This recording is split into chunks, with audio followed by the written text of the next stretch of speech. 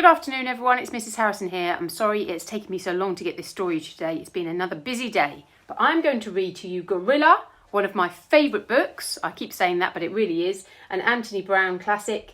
I've had this book in my house for a long time and I remember my dad reading this to me when I was a little girl and I loved it then too. So I hope you enjoy. Gorilla. Hannah loved gorillas. She read books about gorillas, she watched gorillas on television and she drew pictures of gorillas, but she had never seen a real gorilla. Her father didn't have time to take her to see one at the zoo.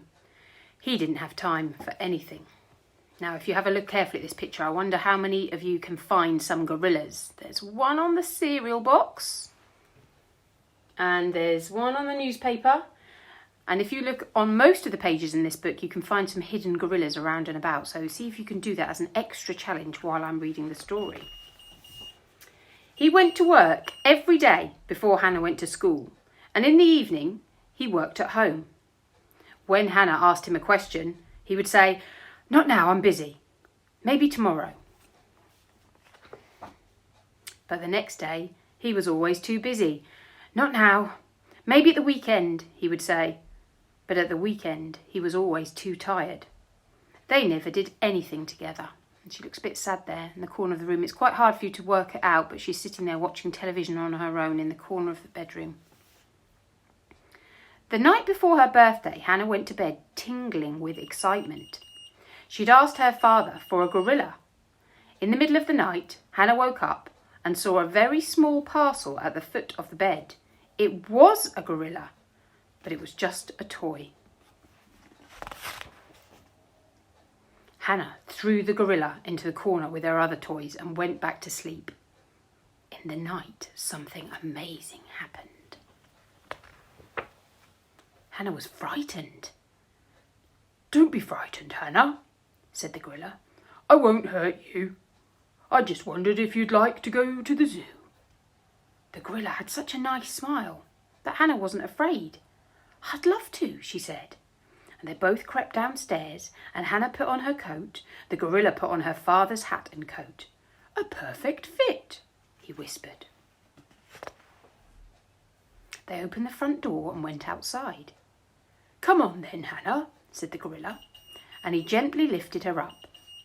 Then they were off, swinging through the trees towards the zoo. When they arrived at the zoo, it was closed and there was a high wall all around. "Never mind," said the gorilla. "Up and over." They went straight to the primates. Hannah was thrilled. So many gorillas. The gorilla took Hannah to see the orangutan and a chimpanzee. She thought they were beautiful but sad. "What would you like to do now?" the gorilla asked. "I'd love to go to the cinema," said Hannah. So they did.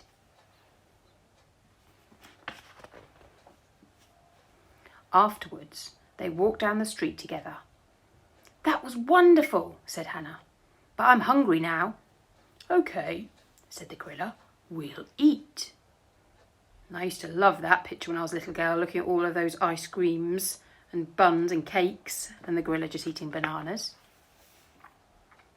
"Time for home?" asked the gorilla. Hannah nodded, a bit sleepily. They danced on the lawn. Hannah had never been so happy. "You'd better go in now, Hannah," said the gorilla. "See you tomorrow." "Really?" asked Hannah. The gorilla nodded and smiled.